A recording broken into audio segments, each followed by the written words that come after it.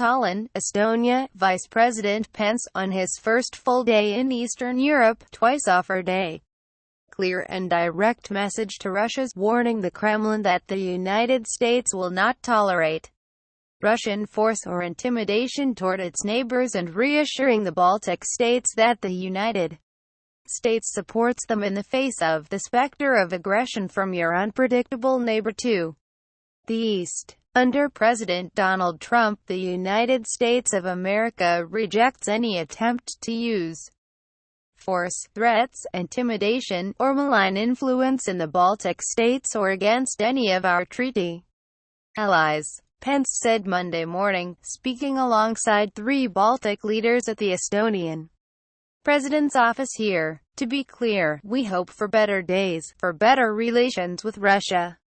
But recent diplomatic action taken by Moscow will not deter the commitment of the United States of America to our security, the security of our allies, and the security of freedom-loving nations around the world. Pence's comments came in response to President Vladimir Putin's announcement Sunday that U.S. diplomatic missions in Russia will have to reduce their staffs by 755 people, a retaliatory measure to the Russia sanctions legislation Trump plans to sign this week.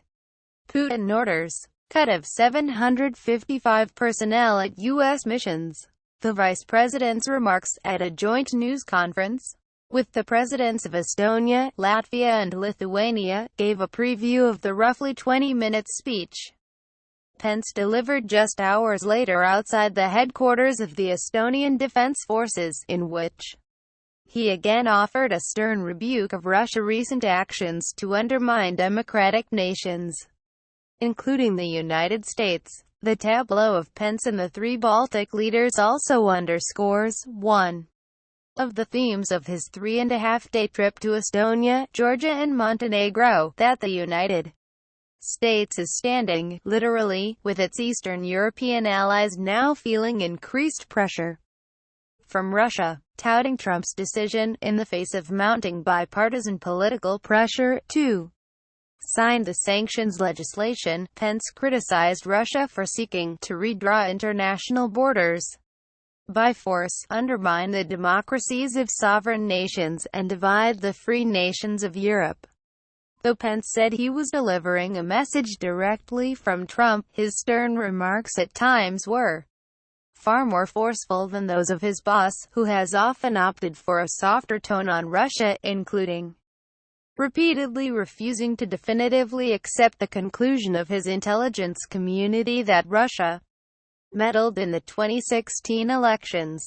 The vice president also, and perhaps optimistically, in the face of Russia's retaliatory gesture, held out the prospect of what he called a constructive relationship with Russia, based on cooperation on common interests. President Trump has made it clear, America is open to a better relationship, Pence said, but the president and our Congress are unified in our message to Russia. A better relationship, and the lifting of sanctions, will require Russia to reverse the actions that caused the sanctions to be imposed in the first place.